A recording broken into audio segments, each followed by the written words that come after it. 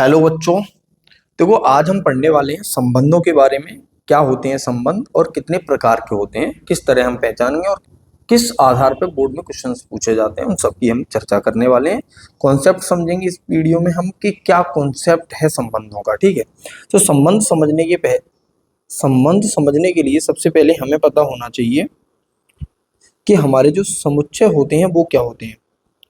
तो समुच्चय वस्तुओं का सुपरिभाषित संग्रह होता है। 11वीं क्लास में आपने पढ़ा होगा, इस पर बहुत ज्यादा चर्चा हम नहीं करेंगे।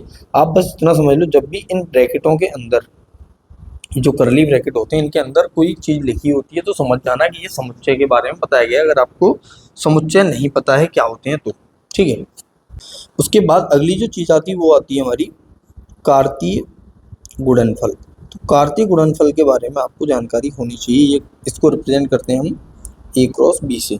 तो ये जो ए क्रॉस बी होता है ये दो समुच्चयों का गुणनफल होता है। सबसे पहली चीज, दो समुच्चयों का गुणा करेंगे का गुणनफल। यहाँ पे ए और बी जो गुणा हो रहे हैं ये दोनों ही हमारे समुच्चय हैं, तो दो समुच्चयों का गुणनफल होगा इसमें। और यहाँ गुणनफल के बाद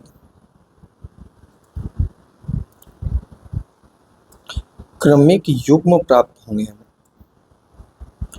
क्रमिक युग्म मतलब जोड़े प्राप्त होंगे हमें इस तरह से, जैसे ए कॉमा बी लिखा है तो इस ए का बी से संबंध है, ये हमारा क्रमिक युग्म होता है, तो इसको हम क्रमिक युग्म बोलते हैं। क्रमिक युग्मों का जो संग्रह होता है उसी को हम बोलते हैं कार्तीय गुणनफल। ठीक है, तो समझो एक एग्जांपल से इसको समझते हैं। मान लो कि ए बराबर दिया गया है हमें 1,2 और बी दिया है मान लो 3,4। तो जो ए क्रॉस बी होगा इन दोनों का गुणनफल वो क्या आएगा, तो उसको समझने के लिए ऐसे समझ लो, ये 1 और 2 है, इधर 3 और 4 है। तो एक के कितने संबंध हो सकते हैं? एक 3 से संबंधित हो सकता है, एक 4 से संबंधित हो सकता है। तो ऐसे ही दो के कितने संबंध हो सकते हैं? तो दो के अगर संबंध देखोगे तो दो का संबंध 3 से हो सकता है और दो का संबंध 4 से हो सकता है। तो वही चीज यहाँ पे हम लिख देंगे कि एक आ जाएगा 1,3, दूसरा हो जाएगा 1,4, फिर 2,3 और 2,4। यही हमारा कार्तीय गुणनफल होता है। कोई कठिन चीज नहीं है, बहुत बेसिक सी चीज है कि दो समुच्चयों का गुणनफल करना है। तो इस एक के संबंध क्या करने हैं? 3 से होगा, एक संबंधित होगा 4 से। बस इस बात का ध्यान रखेंगे कि क्रमिक युग्मों में जो पहला आएगा, जैसे ए क्रॉस बी के अंदर क्या आने वाला है हमारा ए कोमा बी, यानी क्रमिक युग्म आएंगे। और वो क्रमिक युग्म कैसे होंगे? जिसमें ए बिलोंग्स टू ए, यानी पहला वाला अवयव जो होगा वो पहले वाले समुच्चय से आएगा और बी जो होगा वो आएगा दूसरे वाले समुच्चय से। तो इसी को हम बोलते हैं हमारे कार्तीय गुणनफल। ठीक है, तो जो दूसरा है वो दूसरे से संबंधित होना चाहिए, तो कार्तीय गुणनफल हो जाएंगे ये। उसके बाद आती है बात कि संबंध क्या होते हैं। तो जो संबंध होता है वो होता है हमारा R is subset of A cross B, यानी कि जो संबंध होता है वो ए क्रॉस बी का, यानी कि कार्तीय गुणनफल का उपसमुच्चय होता है। अगर आपको उपसमुच्चय नहीं पता है यहाँ पे तो मैं थोड़ा सा आपको बता दूं कि उपसमुच्चय किसे कहते हैं। जैसे यदि समुच्चय ए के सभी अवयव समुच्चय बी में विद्यमान हो, बी में विद्यमान हो, तो समुच्चय ए समुच्चय बी का उपसमुच्चय कहलाता है।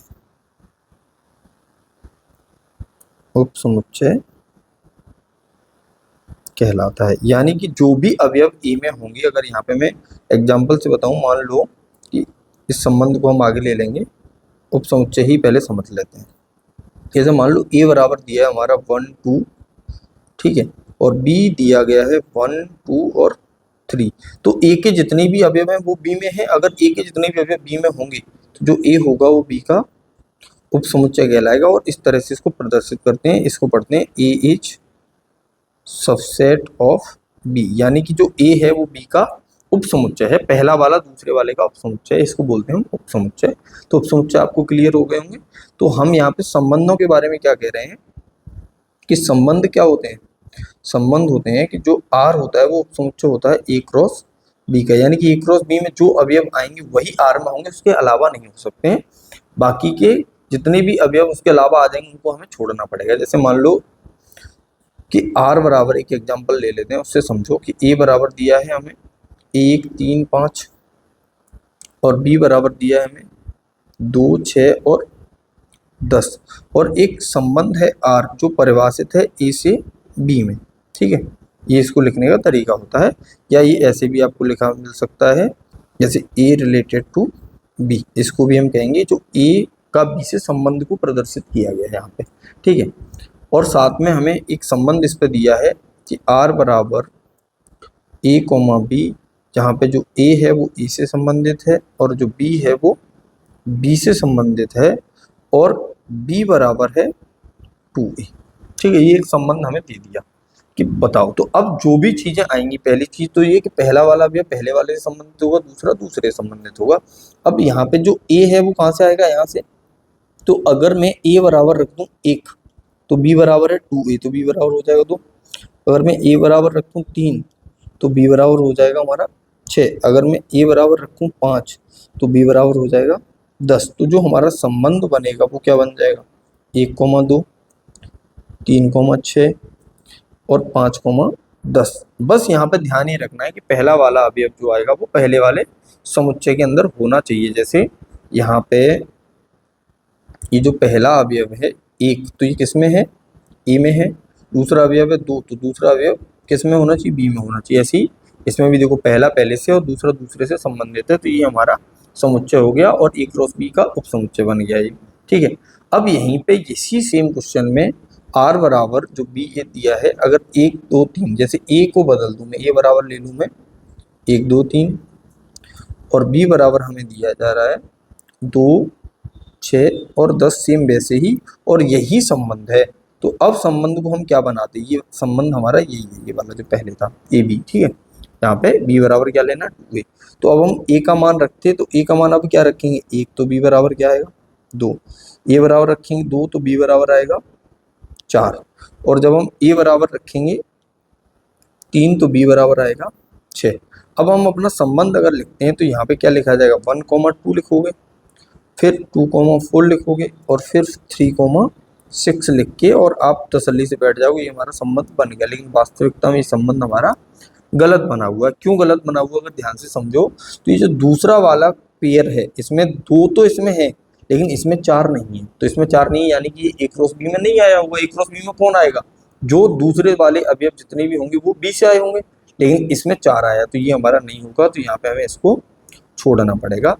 तो जो संबंध बनाना है हमें, तो वो क्या बनेगा हमारा संबंध केवल और केवल हमारा बनेगा 1,2 और 3,6। इस तरह से बनता है संबंध। भले ही यहाँ पे रखने पे हमें वैल्यू मिल रही है, लेकिन संबंध में आएगा वही जो ए क्रॉस बी के अंदर होगा, और कोई चीज नहीं आएगी। तो मुझे लगता है आपको संबंध थोड़ा सा क्लियर हुआ होगा। अब बात करते हैं हम संबंध के प्रांत, परिसर व सहप्रांत की। तो जो संबंध के प्रांत, परिसर और सहप्रांत हैं वो क्या होते हैं, डोमेन, रेंज और कोडोमेन बोलते हैं इसे। ये होता है हमारा डोमेन, प्रांत, इसको बोलते हैं हम रेंज, और ये होता है हमारा कोडोमेन। जैसे मान लो हमें कोई संबंध दिया है कि आर बराबर कुछ भी लिखा हो, तो प्रांत की बात करें तो जो संबंध होगा उस संबंध में क्रमिक युग्मों की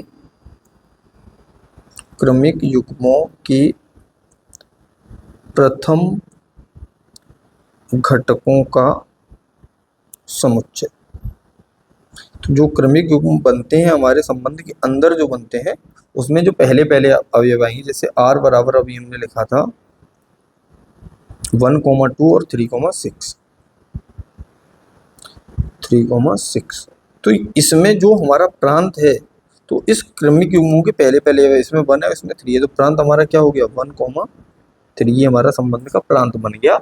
यानी कि क्या वैल्यू हम इस संबंध में रख पाए थे, जैसे a बराबर 1 रखा तो 2 मिला, b बराबर 2 रखा तो 4 मिला, लेकिन ये रख नहीं पाए हम एक्चुअल में, क्योंकि हम संबंध में ही नहीं ला सकते इसे।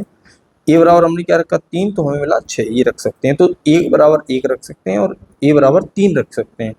तो ये हमारा क्या हो जाएगा, प्रांत हो जाता है, इसी को हम प्रांत बोलते हैं। ठीक है, दूसरी चीज ले लेते हैं, सहप्रांत क्या होता है। तो जो हमारा सहप्रांत होता है, सहप्रांत से पहले परिसर समझ लेते हैं। परिसर, इसको रेंज बोलते हैं इंग्लिश में। तो संबंध में क्रमिक युग्मों के द्वितीय घटकों का समुच्चय, यानी कि जो हमारे संबंध है उसमें क्रमिक युग्मों के जो दूसरे दूसरे अवयव होंगे, जैसे r यही है हमारे पास, तो इसका हमें रेंज लिखनी है, यानी कि इसका अगर हमें परिसर लिखना है तो परिसर क्या आएगा, तो परिसर हमारा आएगा दूसरे दूसरे अवयव, यानी 2,6 ये हमारा परिसर हो जाएगा। ठीक है, बात करते हैं आगे सहप्रांत की, कि सहप्रांत क्या होता है। तो सहप्रांत अगर हमें निकालना है तो अगर r जो है वो परिभाषित है हमारा a से b में, तो जो b है पूरा का पूरा यही हमारा होता है सहप्रांत। ठीक, कोई भी संबंध होगा वो किसी न किसी चीज में परिभाषित होगा, और परिभाषित होगा तो उसका जो बाद वाला होगा वही हमारा क्या होगा, सहप्रांत कहलाएगा। ठीक है, समझ में आ गई इतनी बात। अब देखो, जैसे मान लो r अभी परिभाषित था a से b में, और a बराबर हमें दिया गया था कि a बराबर है 1, 3, 5 और b बराबर दिया गया था 2, 6 और 10। ठीक है, ये एक संबंध दे दिया जाए तो ये जो ये है पूरा का पूरा ये हमारा क्या हो जाएगा, सहप्रांत हो जाएगा। अब यहाँ पे सोचने वाली बात एक ये आ सकती है कि जो भी परिसर आएगा वो बी में से ही आने वाला है, क्योंकि बी परिसर क्या है, दूसरे दूसरे अवयवों या दूसरे दूसरे घटकों का समुच्चय। अब दूसरे घटक मिलेंगे किसमें, इसी में से मिलने वाले हैं, और जब इसी में मिलेंगे तो हम यहाँ से ये निष्कर्ष निकाल सकते हैं कि जो परिसर होता है वो सहप्रांत का उप समुच्चय होता है, यानी कि जो परिसर है वो सहप्रांत के बराबर भी हो सकता है, पर कभी भी सहप्रांत से ज्यादा नहीं आएगा। जो सहप्रांत में है उसी में से हमें परिसर मिल जाता है। ठीक है, तो ये हो गया हमारा परिसर, सहप्रांत और प्रांत। अब बात करते हैं हम कि हमारे जो संबंध होते हैं उनके प्रकार क्या होते हैं, संबंधों के प्रकार। तो इसमें जो संबंधों के प्रकार हैं जो हमारे सिलेबस में है क्लास 12th बोर्ड में, तो सबसे पहला आता है उसमें रिक्त संबंध। तो रिक्त संबंध आपको नाम से ही पता चल रहा है कि जो खाली होगा उसे हम कहते हैं रिक्त संबंध। जैसे r बराबर हो फाई तो उसे हम रिक्त संबंध कहेंगे। फाई रिक्त समुच्चय के लिए प्रदर्शित किया गया एक तरीका, एक डिनोट करने का तरीका है। तो ऐसा संबंध जिसमें कोई अवयव ना आए उसे हम रिक्त संबंध कहने लग जाएंगे। जैसे मान लो a बराबर दे दिया जाए आपको एग्जांपल के लिए,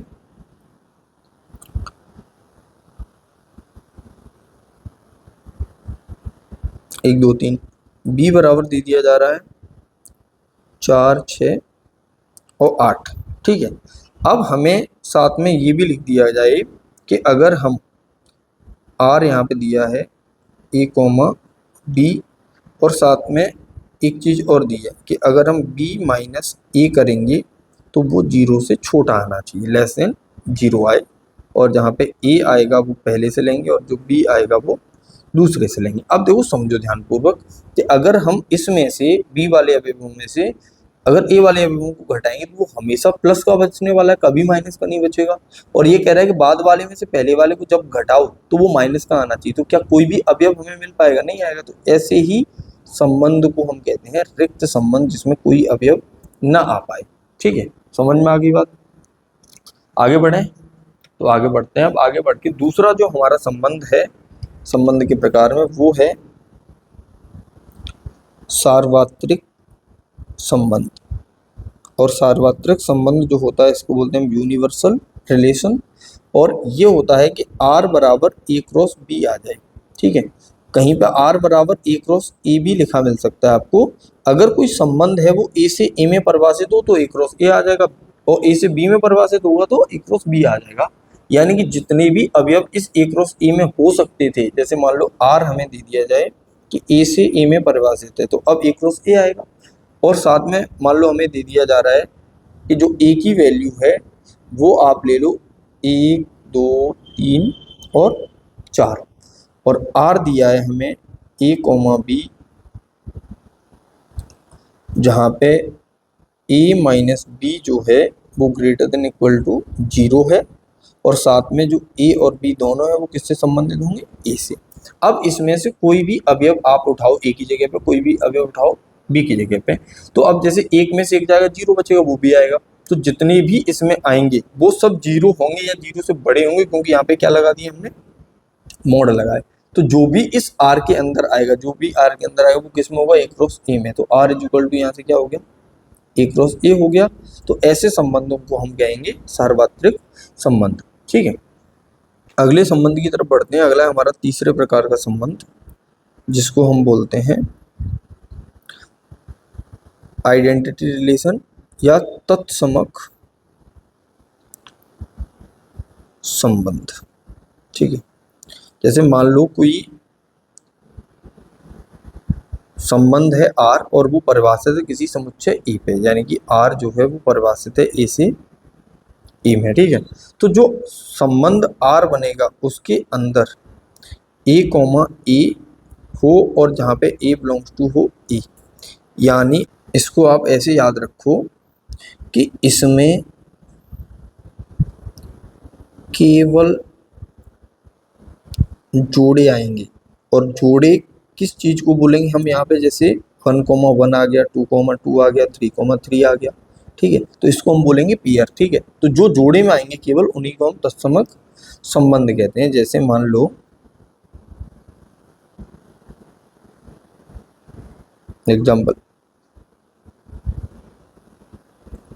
जैसे मान लो एग्जाम्पल के लिए कि ए बराबर हमें दिया है 1 2 3 और आर बराबर यहाँ लिखा हुआ है 1,1 2,2 3,3, तो हम इसे कहेंगे ये हमारा तत्समक संबंध है। लेकिन यहीं पर आर बराबर अगर लिखा होता 1,1 2,2, तो क्या ये हमारा तत्समक संबंध होता?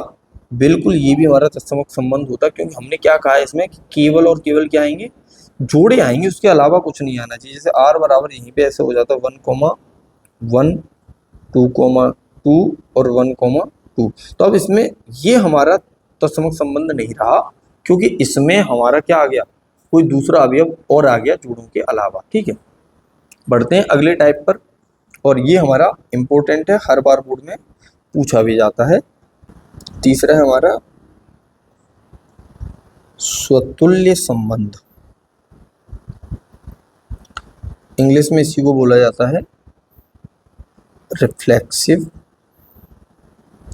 रिलेशन। ठीक है, अब ये और जो हमने इससे पहले पढ़ लिया तत्समक, ये दोनों कुछ कुछ एक जैसे हैं। तो हम इसको ऐसे समझें कि प्रत्येक ए बिलोंग्स टू ए के लिए A comma A belongs to R हो, यानी कि इसमें जोड़े आएंगे, पर जोड़े सबके आएंगे जितने भी उसके अंदर हैं, और उसके अलावा अगर कुछ आता है तो कुछ भी आता रहे, हमें कोई दिक्कत वाली बात नहीं है। एग्जाम्पल से आप समझ लो कि जैसे मान लो ए बराबर दिया है 1 2 3 और आर यहाँ पे दे दिया जाए 1,1 2,2 3,3, तो ये हमारा एक तत्समक स्वतुल्य संबंध है। लेकिन यहीं आर बराबर दे दिया जाता 1,1 2,2 3,3 और साथ में दे दिया जाए 1,2, तो क्या ये भी हमारा स्वतुल्य संबंध होगा? तो अब ध्यान से समझो, जैसे 1,1 आया तो क्या प्रत्येक ए के लिए जोड़े हैं कि नहीं? मैंने अभी क्या कहा कि जितने भी आएंगे अवयव ए में, तो ए हमारा क्या है 1 2 3 है। अब इसमें जो जोड़े आ गए, ये आ गया, ये आ गया, ये आ गया, तीनों के जोड़े बन गए। उसके अलावा कुछ भी आए उससे हमें कोई लेना देना है ही नहीं, वो सब हमारे स्वतुल्य संबंध होंगे। ठीक है, कब नहीं होगा? जैसे 1,1 आ जाए, 2,2 आ जाए और 1,2 होता, तो ये हमारा स्वतुल्य संबंध नहीं होता, क्योंकि यहाँ पे ध्यानपूर्वक देखोगे तो 3,3 नहीं आया, तो इसलिए हम इसको नहीं कहेंगे। और इसको तो इस एग्जांपल से समझो, जैसे मान लो r बराबर दिया गया है हमें x, y, जहाँ पे x plus y belongs to a दिया है, और a के बारे में कहा है कि ये वास्तविक वास्तविक, यहाँ पे यानी वास्तविक संख्याएं हैं। तो अगर ए वास्तविक संख्याएं हैं तो किन्हीं भी दो नंबर को जोड़ोगे सेम सेम को भी, तब भी वो वास्तविक संख्या ही मिलने वाली है। तो इसलिए हम इसको क्या कहेंगे, ये हमारा सुतुल्य संबंध हो जाएगा। आगे बढ़ते हैं अगले टाइप पर, वो है हमारा सममित संबंध। सममित संबंध, और इंग्लिश में इसको बोलते हैं हम सिमेट्रिक रिलेशन। ठीक है, तो सममित संबंध क्या होता है कि अगर a, b belongs to r है तो उसी संबंध के अंदर b, a belongs to r, r यहाँ पे संबंध है, ठीक है, बिलोंग्स टू r होना चाहिए। अगर ऐसा हो गया, उल्टा भी हो गया, तो हम कहेंगे इसे ये हमारा सममित संबंध हो गया। ठीक है, जैसे a रिलेटेड है b से, तो हमें क्या मिलना चाहिए, b रिलेटेड मिलना चाहिए a से, ये कहने का यहाँ पे मतलब है। और a और b दोनों ही किसमें होने चाहिए, a में, क्योंकि समुच्चय a से a में परिभाषित करेंगे हम। जैसे मान लो r बराबर दिया है 1 2 3, अब सॉरी r की जगह पे ये दिया हमें a, अगर ये a है तो r बराबर आप अगर ले लेते हो कुछ भी 1 2 2 3 और 2 1 और 3 2, ये एक संबंध हमें दे दिया जाए। तो देखो इसका उल्टा क्या होगा, 2 1 होगा, वो यहाँ पे है। 2 3 का उल्टा क्या होगा, 3 2 होगा, तो वो भी यहाँ पे। तो ये हमारा कैसा संबंध हो गया, ये एक सममित संबंध हो गया। जैसे r बराबर यहीं पे ये दे दिया जाए 1 1 2 2 3 3, तो क्या ये भी हमारा सममित संबंध होगा। तो देखो अगर 1 1 का उल्टा करोगे तो 1 1 ही आएगा, और समुच्चय में कोई भी चीज कितनी भी बार क्यों ना आई हो, एक ही बार लिखी जाती है। तो ये भी हमारा क्या होगा, ये भी हमारा सममित संबंध होगा। ठीक है, तो क्योंकि इसका उल्टा यही होता है और वो इसमें है। तो यहाँ से आप आसानी से समझ सकते हैं कि सममित संबंध क्या होता है। जैसे कि अगर r बराबर आपको दे दिया जाए कि x y है, जहाँ पे ये कहा गया है कि x प्लस वाई 2 से विभाजित है, जो x प्लस वाई है इसमें 2 का भाग पूरा पूरा चला जाता है, एक ऐसा हमें संबंध दिया है। तो आप समझो जैसे कि अगर 2 प्लस 4 आ जाए, यहाँ पे x और y जो है वो बिलोंग्स टू नेचुरल नंबर हमें दे दिए हैं। ठीक है, अब 2 प्लस 4 करोगे तो ये आएगा 6, और 6 में 2 का भाग जाता है, और 4 प्लस 2 करोगे तब भी तो आएगा 6, तब भी इसमें 2 का भाग जाएगा। यानी कि आप कैसे भी जोड़ो, सीधे करके जोड़ो या उल्टे करके जोड़ो, चीज वही आएगी, क्योंकि a plus B equal to B plus B A होना है। तो इसका मतलब ये हो गया कि जो x y है वो अगर r से रिलेटेड है तो y x भी r से रिलेटेड होगा ही होगा। इसलिए हम इसको भी क्या कहेंगे कि ये हमारा सममित संबंध है। लास्ट आता है इसमें, वो होता है हमारा संक्रामक संबंध। संक्रामक संबंध, इंग्लिश में इसको बोलते हैं ट्रांजिटिव रिलेशन। ट्रांजिटिव रिलेशन, इसको समझो, ये समझदारी वाली चीज है कि अगर किसी संबंध के अंदर, देखो जितनी भी संख्याएं मैं ए बी सी ले रहा हूँ ये ए से बिलोंग करेंगी, क्योंकि आर हम डिफाइन करेंगे ए से ए में। अब देखो समझो जैसे कि ए बी आर में है, तथा साथ में बी सी भी आर के अंदर है। यानी एक हमें संबंध मिला, उस संबंध के अंदर हमें ए बी मिला, उसके बाद बी सी भी मिल गया। तो इसी संबंध के अंदर अगर ए सी भी हो तो हम इसे कहेंगे कि ये हमारा संक्रामक संबंध होगा, अगर ऐसा होता है तो। ठीक है, दूसरी चीज इसमें ये आएगी कि अगर A B belongs to R में है लेकिन B C does not belongs to R, तो ए सी चेक ही नहीं करना, चेक ही नहीं करेंगे, सीधे कहेंगे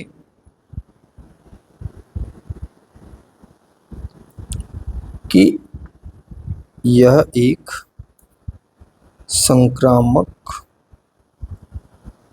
संबंध है। ये कुछ ऐसी चीज़ है जो किताबों में डिस्क्राइब नहीं मिलेगी आपको, सही से किसी ने नहीं बताई है, तो इस चीज़ को आप समझ लें ध्यान से, ठीक है। इस पे भी मैं आपको एक एग्जांपल लेके समझाता हूँ ज़्यादा अच्छे से, तभी समझ में आएगा। जैसे एग्जांपल के लिए हमें ए बराबर दिया गया है 11, 12 और 14। अब इसमें एक रिलेशन है आर, उसके बारे में लिखा है, ये है हमारा 11,11, 11,12, 12,14, 12,12 और 11,14। ये हमें एक रिलेशन दे दिया है। तो देखो किस तरह से हम चेक करेंगे, क्योंकि इसमें चेकिंग बहुत ज़्यादा होगी, हमें हर एक रिलेशन के लिए चेक करना पड़ेगा। हर एक जो ऑर्डर पेयर है उसके लिए हमें ए बी और बी सी ढूंढना है। ए बी और बी सी का मतलब ये है कि यहाँ पे बाद वाला और यहाँ पे पहला वाला समान है। तो यहाँ पे भी अगर हमें ऐसे मिल गए, जैसे यहाँ देखो इन दोनों को, यहाँ 11,11 है और यहाँ 11,12, तो ये दोनों सेम सेम मिल गए। तो अब ये सेम सेम मिल गए, तो हम 11,12 को ढूंढेंगे इसके अंदर कि है कि नहीं है। तो एक एक करके सबको मैं आपको चेक करके दिखाता हूँ। जैसे मान लो 11,11 बिलोंग्स टू आर है, और इधर हमें इसके साथ 11,12 बिलोंग्स टू आर मिल गया। तो हम अब किसको ढूंढेंगे, 11,12 को। क्या इसमें है कहीं पे, ये दिख रहा होगा आपको, तो ये भी आर में है। तो ये पहली चीज सही होगी। इसका मतलब ये नहीं हो गया कि ये संक्रामक है, अभी नहीं हुआ है, हर एक के लिए मिलना चाहिए, तब जाके हम इसे संक्रामक कहेंगे। अब और आगे बढ़ते हैं, क्या कहीं और 11 पहले आया है? तो देखो 11,11 बिलोंग्स टू आर है, और साथ में हमें इधर मिल गया 11,14 बिलोंग्स टू आर। तो अब हम ढूंढेंगे इसमें 11, देखो ये रहा 11,14 बिलोंग्स टू आर होना चाहिए। देखो ये दोनों सेम सेम हो गए, तो ये हमारा ए हो गया और ये हो गया सी। तो अब 11,14 इसमें कहीं पे है, तो ये भी चीज़ सही होगी, ये भी सही होगी। और आगे बढ़ते हैं, अब कहीं और 11 पहले नहीं आया, तो अब इस पहले वाले को हम छोड़ देते हैं, दूसरे पे आते हैं। दूसरे में क्या है, 11,12, 12 कहीं पहले आया है, तो 11,12 बिलोंग्स टू आर है। साथ में हमें इसके क्या मिल गया कि 12,14 बिलोंग्स टू आर भी मिल गया। तो हम इसी संबंध के अंदर ढूंढेंगे कि 11,14 है कि नहीं। ये दोनों सेम हो गए, तो 11,14 इसमें है, इसका मतलब ये भी सही बात होगी। और आगे बढ़ते हैं, क्या कहीं और 12 है, आगे है, तो 11,12 बिलोंग्स टू आर, तो उसके लिए हमें मिल गया 12,12 बिलोंग्स टू आर। अब हम क्या ढूंढेंगे, क्या 12-12 तो मैच हो गए, इनको ढूंढेंगे। तो 11,12 इसी संबंध में है क्या, तो 11,12 इसमें है, तो ये भी सही बात होगी। अब और आगे बढ़ते हैं, तो कहीं इस पे देखेंगे, देखो यहाँ 14 लास्ट में आया, तो 14 कहीं पे पहले है ही नहीं। अब यहाँ देखो वापस 12 पहले आ गया, तो क्या कहीं 12 पहले आया है, हाँ आया है। तो अब देखेंगे यहाँ पे कि 12,12 अगर बिलोंग्स टू आर है, तो उसके लिए हमें मिल रहा है क्या, ये मिल गया 12,14 बिलोंग्स टू आर। अब इसको हम देखेंगे, ये दोनों सेम हो गए, तो अब देखेंगे इसमें कि 12,14 है कि नहीं। तो 12,14 है, तो ये भी सही हो जाएगा। अब इस 12 के लिए कहीं और 12 पहले मिल रहा, नहीं मिल रहा। अब यहाँ आया लास्ट में 14, 14 के लिए कहीं और 14 मिल रहा है पहले, नहीं मिल रहा। तो अब यहाँ से हमने सारी चेकिंग कर ली, और हर एक के लिए हमें इसमें ए कोमा बी के लिए ए कोमा बी देगा, बी कोमा सी देगा, उसके लिए ए कोमा सी मिला, तो हम कहेंगे कि यह एक संक्रामक संबंध है। अगर आपको जब न दिखाई दें चीज़ें, तो आप इसी तरह से लिख लिख के उनको देख लें, तो आपको इजीली समझ में आ जाएगा। एक और एग्जांपल ले लेते हैं इसको समझने के लिए। जैसे मान लो आर बराबर दिया है x, y, और यहाँ पे ये दिया गया है कि जो x से y बड़ा है, और x, y जो मिलेंगे वो हमें कहाँ मिलेंगे भैया, ए सी मिलने वाले हैं। और a यहाँ पे है, a धनात्मक पूर्णांकों का समुच्चय है। ठीक है, अब देखो ध्यान से कि ये कह रहा है कि x, y, यानी कि x से y बड़ा है। तो x, y अगर बिलोंग्स टू r है, इसका मतलब हो गया x से कौन बड़ा है, y बड़ा है। अब यहीं पे हम कहते हैं कि y, z कोई तीसरा अवयव है, वो भी इसमें है, यानी कि y से z बड़ा है। तो अब इसको आप ध्यान से समझो कि x से y बड़ा है, y से z बड़ा है, तो ये तो कायदे वाली बात है ना कि x से ऑटोमेटिकली z बड़ा हो जाएगा, कि ये जो x है इससे z बड़ा होगा।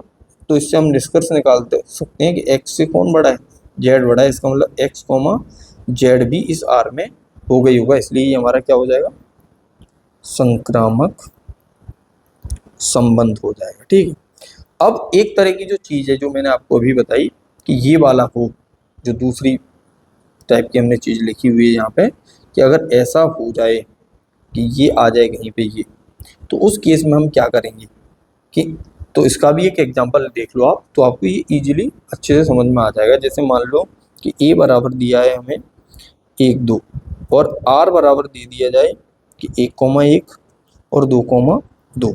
अब ध्यानपूर्वक समझो कि 1,1 आया तो यहाँ लास्ट में क्या आया, एक तो कहीं एक है ही नहीं, बाद में यहाँ आया लास्ट में 2 तो कहीं 2 है ही नहीं, तो हमें a, b मिल रहे हैं, लेकिन b, c कहीं मिल ही नहीं पा रहा है। जब नहीं मिल पा रहा तो ये क्या हो जाएगा, ये संक्रामक है। और अच्छे से समझना है तो और इस बात को समझो कि r बराबर मान लो दिया है x, y, तो x y की पत्नी है, इसको समझो। तो अगर ये आया है तो इसका मतलब x, y अगर बिलोंग्स टू r है तो यहाँ पे हम कह रहे हैं कि x जो है वो y की पत्नी है। तो अगले में हम क्या ढूंढना चाहेंगे, y, z, यानी कि जो बाद वाला है वो पहला वाला बने कहीं, तभी तो हमारी चेकिंग हो पाएगी। तो यहाँ पे हम इसको क्या कहेंगे, y z की पत्नी है। अब अगर ध्यानपूर्वक देखो तो यहाँ पहली वाली लाइन में हम y को क्या कह रहे हैं कि x y की पत्नी है। ठीक है, x जो है वो पत्नी है, यानी y कौन हो गया, पति। भाई x पत्नी है तो y पति हो गया। अब y यहाँ पे क्या कह रहे हैं, y को यहाँ पत्नी बना रहे हैं, तो y यहाँ पे पत्नी हो जाएगा क्या, जब पहले वाले में y की पत्नी हो गई x, तो x पति कर दिया, तो बाद में उसी पति को हम क्या बना रहे हैं, पत्नी बना रहे हैं, तो ये पॉसिबल नहीं है। तो यहाँ पे हमें केवल और केवल क्या मिल पा रहा है, x, y belongs to r तो मिल रहा है, लेकिन y, z यानी कि अगला हमें कुछ नहीं ऐसा मिल रहा है, तो हम क्या कहेंगे, ये संक्रामक संबंध है। ठीक है, एक चीज इसमें और आती है, तुल्यता संबंध। तो तुल्यता संबंध किसे कहते हैं हम,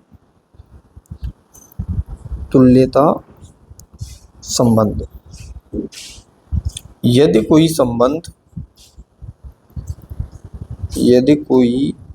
संबंध स्वतुल्य, सममित तथा संक्रामक तीनों हो तो उसे तुल्यता संबंध कहा जाता है। यानी कि ऐसा कोई एग्जाम्पल मिल जाए हमें जिसमें स्वतुल्य भी हो रहा हो, सममित भी हो रहा हो और संक्रामक भी हो रहा हो, तो हम ऐसे संबंध को कहते हैं तुल्यता संबंध। तो ये जो एग्जाम्पल दिए हैं उनमें अगर मैं एक एग्जाम्पल लूँ, a बराबर मान लो दिए 1,2, अब यहाँ पे r बराबर इसके लिए 1,1 2,2 ये दिया जाए, तो ये हमारा स्वतुल्य भी है, ये हमारा संक्रामक भी है और ये हमारा सममित भी है, तीनों है, तो इसे हम कहेंगे ये हमारा एक तुल्यता संबंध का उदाहरण है। ठीक है, तो अगले वीडियो में हम देखेंगे कि जो हमारे इन पर बेस्ड क्वेश्चन क्या क्या बोर्ड में पूछे गए हैं, उन सारे क्वेश्चन को हम कवर करेंगे। तो आज के लिए इतना ही, मिलते हैं नेक्स्ट वीडियो में।